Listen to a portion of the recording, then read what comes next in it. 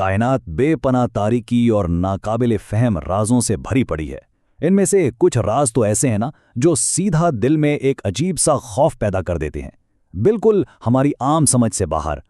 आज के इस तज्जिये में हम एक ऐसी ही कायनाती हकीकत के बिल्कुल करीब जाने वाले हैं, एक ऐसा पहलू जो बेवक्त हैरत अंगीज भी है और सच पूछें तो हद दर्जा डरावना भी। तो चलिए बगैर किसी दिबाचे के सीधा इस मौजू की गहराई में उतरते हैं। एक ऐसा राज जो फिजिक्स की हमारी सारी समझ को, हमारे हवास को मुकम्मल तौर पर चैलेंज करता है। ये कायनात की तारीकी के बिल्कुल दिल तक जाने का सफर है।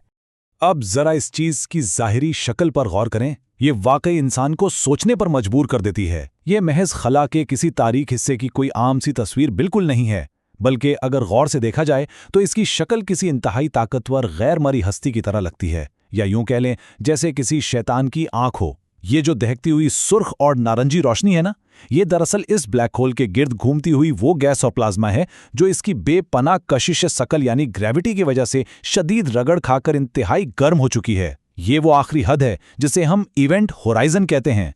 इसके अंदर जाने के बाद रोशनी भी बचकर वापस नहीं आ सकती। ये वाकई कायनात के तारीक तरीन कोनों में छुपी तबाहकुन ताकतों का एक ऐसा सबूत है जो किसी को भी अंदर तक हिलाकर रख दे।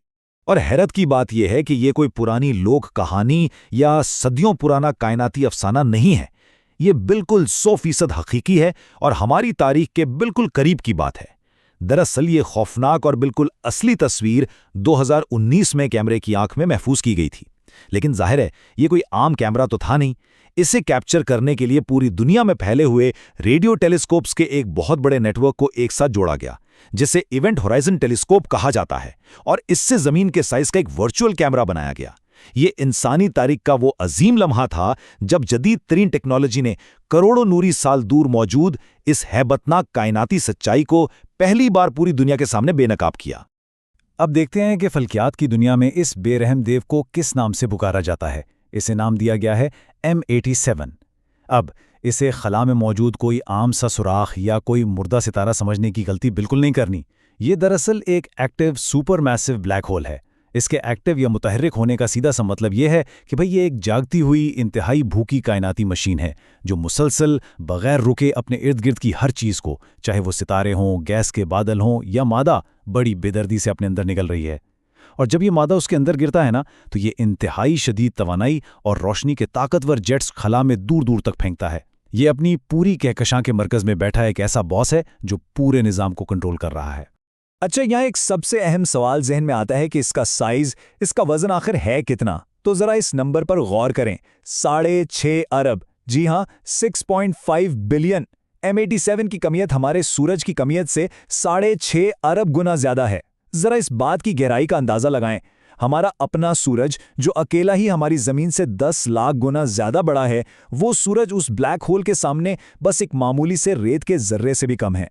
मतलब अगर 6.5 अरब सूरज एक साथ मिला दिए जाए ना, तब जाकर कहीं इस एक ब्लैक होल के बराबर उनका वजन बनेगा।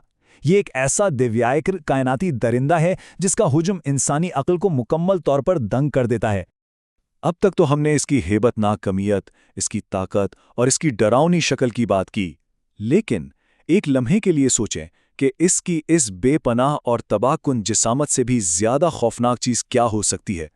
बिल्कुल, ये एक ऐसा सवाल है जो किसी के भी जहन में सनसनी दौड़ा दे। बसरी हैबत तो हमने देख ली, लेकिन अब हम इसके एक ऐसे रुख की तरफ बढ़ रहे हैं जो आंखों से नजर नहीं आता, बल्कि ये सीधा हमारी समातों, हमारे गहरे एहसासात पर हमला करता है।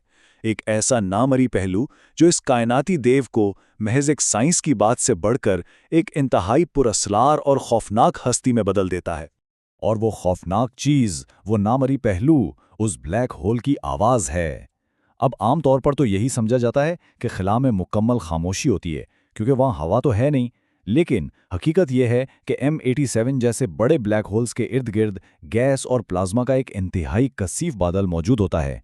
जब ये ब्लैक होल मादे को निगलता है और उससे बेपनाह तवानाई निकलती है, तो वो तवानाई उस गैस के बादल में दबाव की लहरें पैदा करती हैं, यानी साउंड वेव्स। जब साइंसदानों ने सोनिफिकेशन की टेक्निक का इस्तेमाल करके इन डेटा वेव्स को इंसानी कानों के सुनने के काबिल बनाया, तो नतीजा सच में रोंगटे खड़े कर देने वाला था।